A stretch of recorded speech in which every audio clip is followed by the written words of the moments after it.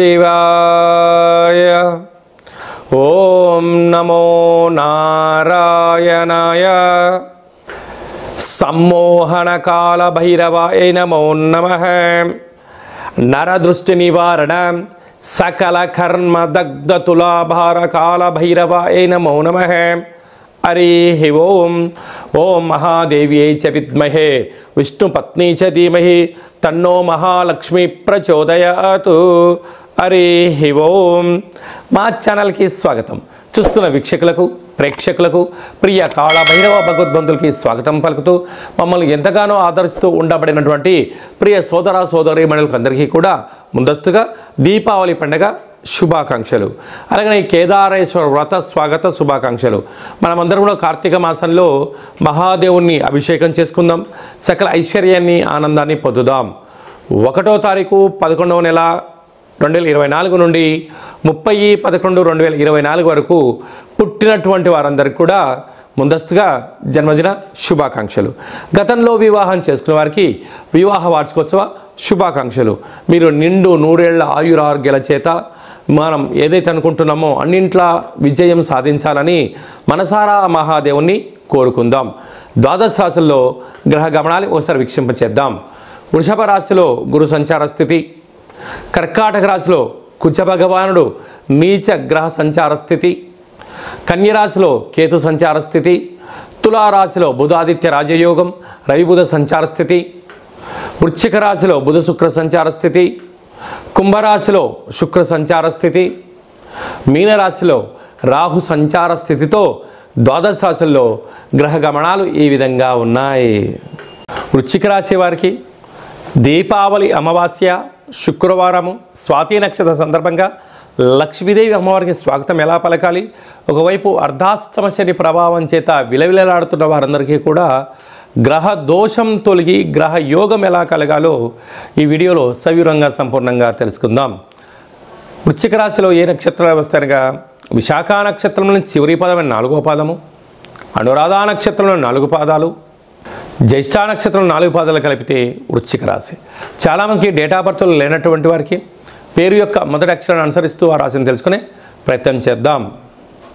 తో, నా, నీ, ను, నే, యా, ఈ, యు అనేటువంటి వారందరూ కూడా ఈ యొక్క వృశ్చిక రాశి జాతకులే.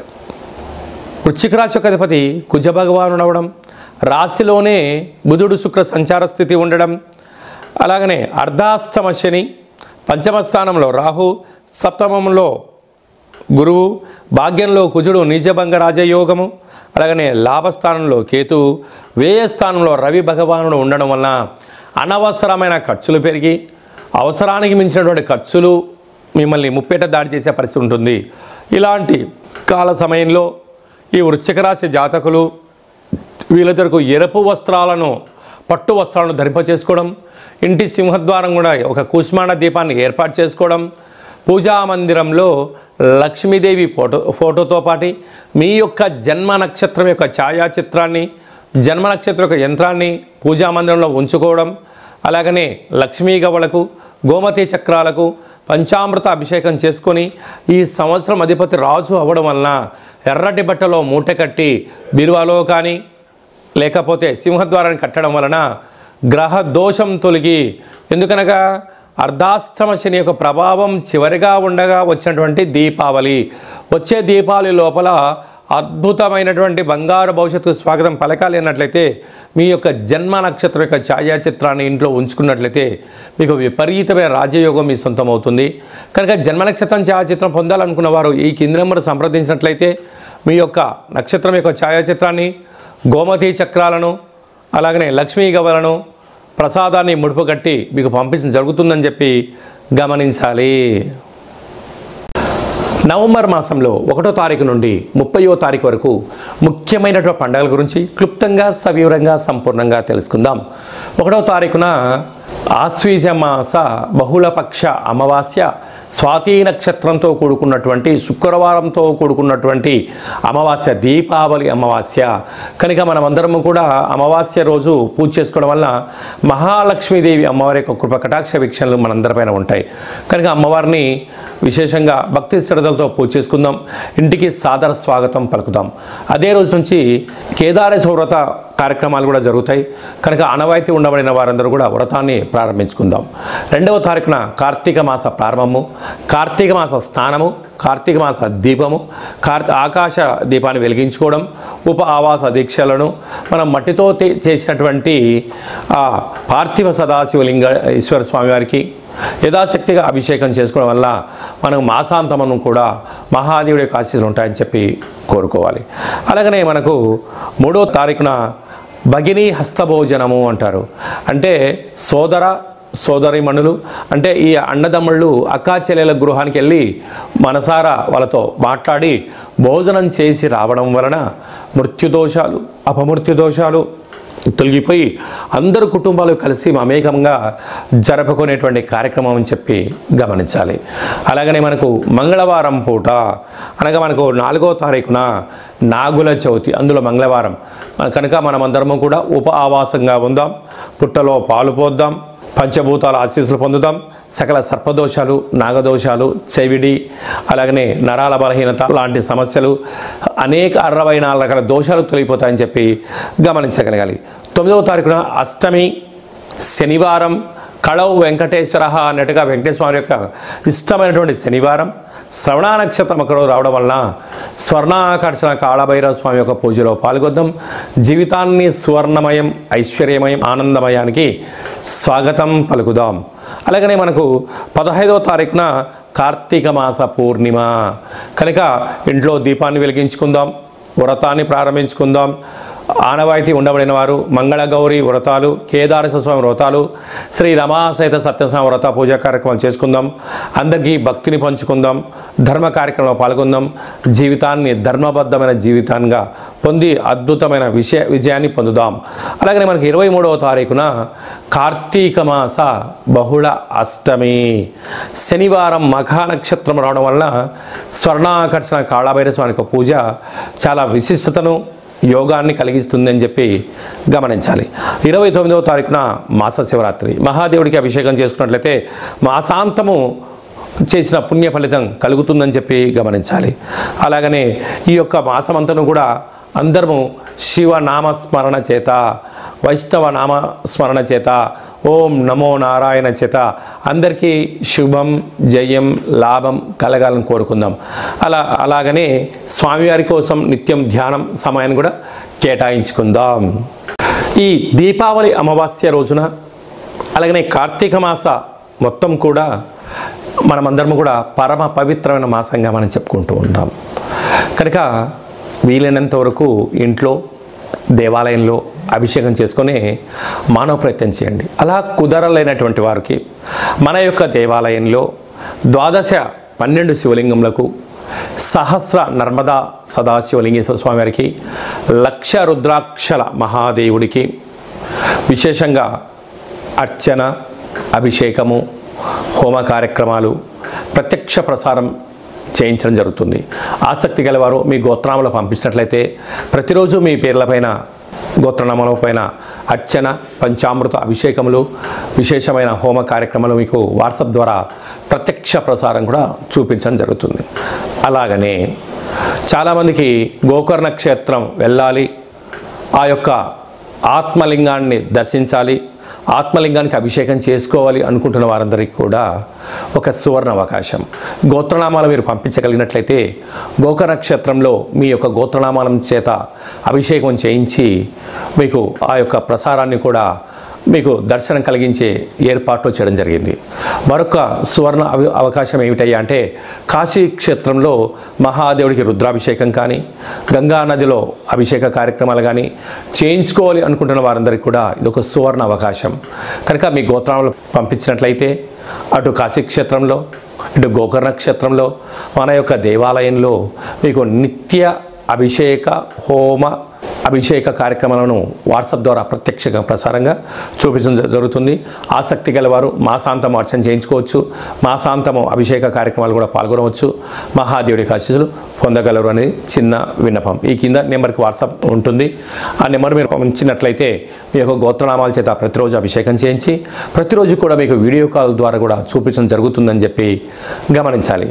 అలాగనే ఈ యొక్క కార్తీక మాసంలో ఆ యొక్క ఆశ్వీజమాస అమావాస్య సందర్భంగా మహాలక్ష్మీదేవి అమ్మవారిని ఇంటికి మనం స్వాగతం పలకాలి అన్నట్లయితే ఈ యొక్క పాత్ర కంచు పాత్ర అంటారు. అందుకే కంచు మోగినట్టు కనకమ్ము మోగదు గదరా సుమతి అన్నట్టుగా ఉంటుంది. ఈ యొక్క పాత్ర యొక్క విశిష్టత ఒకసారి తెలుసుకుందాం. ఇలా ఒకసారి శబ్దం చేస్తే ఓంకార శబ్దం రావడం జరుగుతుంటుంది. పరమేశ్వరుడు ఓంకార శబ్దానికి అతీతుడు. అనగా ఓంకార శబ్దం ఎక్కడైతే ఉంటుందో మహాదేవుడికి ఆశీస్సులు ఉంటాయని చెప్పి గమనించాలి.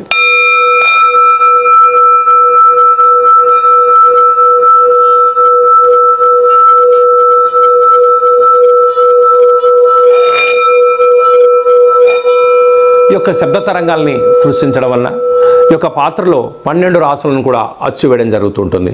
అలాగా మనసులో 12 సార్లు ఓం నమ శివాయ, ఓం నమో నారాయణయ, ఓం శ్రీ స్వర్ణాకర్షణ కాల భైరవాయ నమో నమః అనే మంత్రాన్ని మనసులో 12 సార్లు అనుకొని అలా శబ్ద తరంగాలు సృష్టించడం వలన గృహంలో ఉండబడే జ్యేష్ఠాదేవి దరిద్ర దేవత ఈ శబ్దానికి తట్టుకోలేక బయటికి వెళ్ళడం, గ్రామంలో, రాష్ట్రంలో, దేశంలో సంచరించే లక్ష్మీదేవికి స్వాగతం పలుకుతామని చెప్పి గమనించాలి. ఈ యొక్క అక్షయ పాత్ర, ఓ కాలభైరవ స్వామి యొక్క పిరమిడు, డాలరు, కంకణము, 27 రకాల వస్తువులతో మీకు దిష్టి తీయించడము, అలాగనే మీకు పూజా కార్యక్రమాన్ని వాట్సాప్ కాల్ ద్వారా ప్రత్యక్ష ప్రసారంగా చూపించి ఈ యొక్క అక్షయ పాత్రను కూడా మీకు ఏర్పాటు చేయడం జరుగుతుందని చెప్పి గమనించాలి.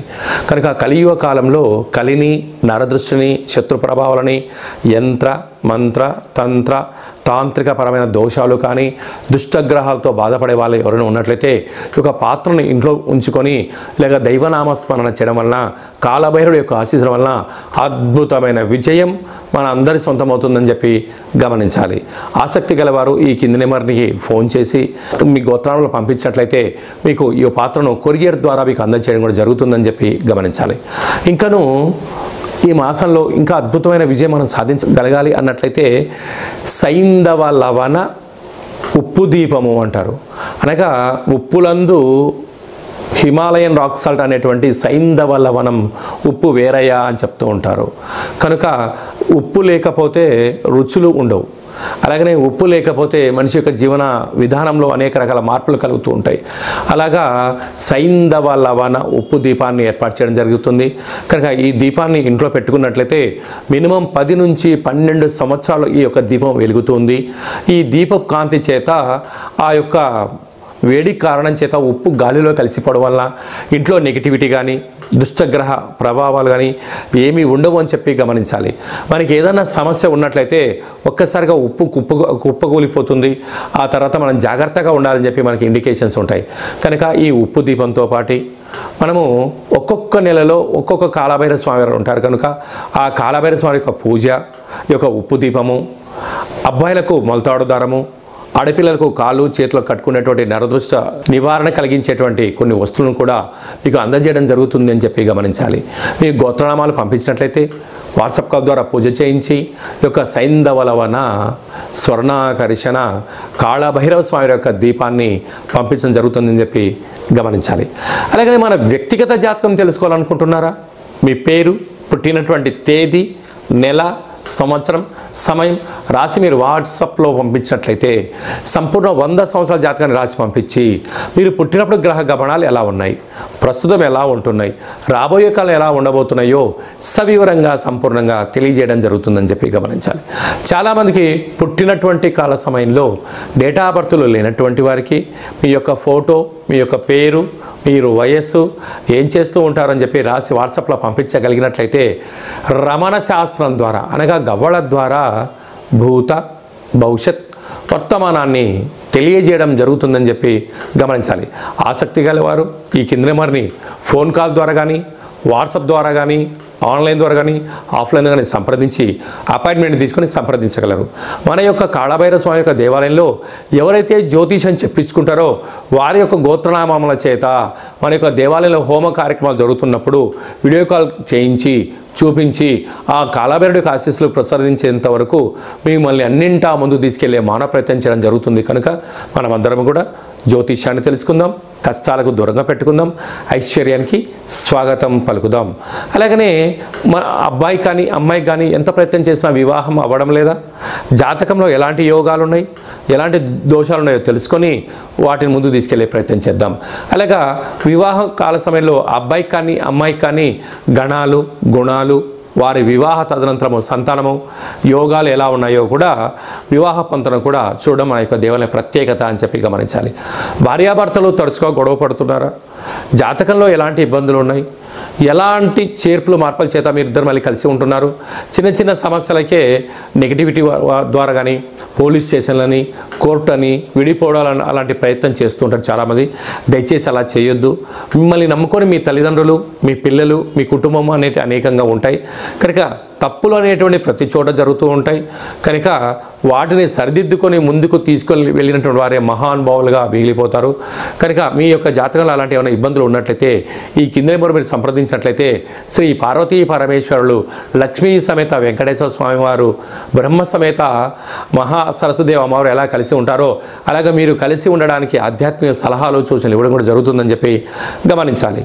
అలాగనే చాలామందికి వాస్తు జ్యోతిష్యం తెలుసుకోవాలి, నేర్చుకోవాలి అనుకుంటున్న వారందరికీ కూడా మన యొక్క దేవాలయంలో జ్యోతిష్యం నేర్పించబడును.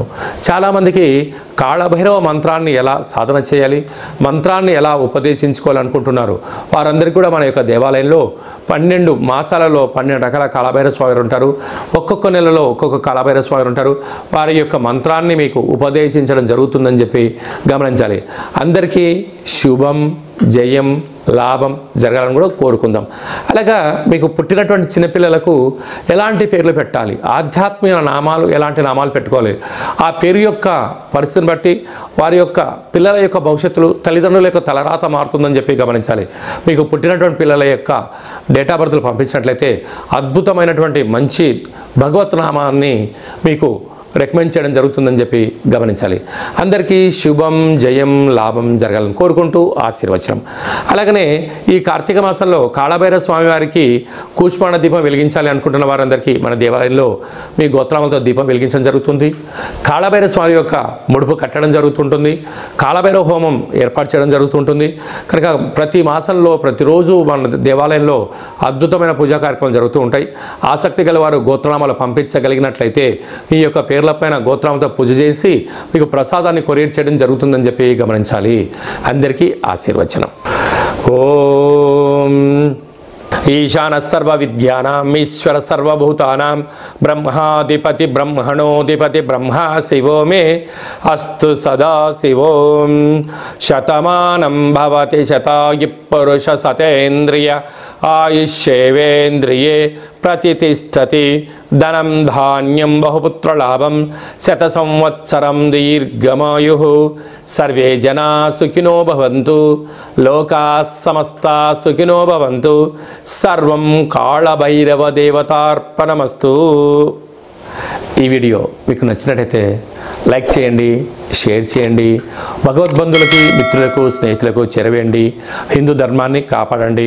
మా ఛానల్ సబ్స్క్రైబ్ చేసుకున్న తర్వాత ఈ వీడియోను 10 మందికి పంపించి అలా లైక్ చేసి హిందూ ధర్మాన్ని కాపాడుకునే ప్రయత్నం చేయడం వలన కాళభైరవ స్వామి ఆశీస్సులు మీ మీద ఎప్పుడూ పుష్కలంగా ఉండాలని కోరుకుంటూ ఆశీర్వచనం.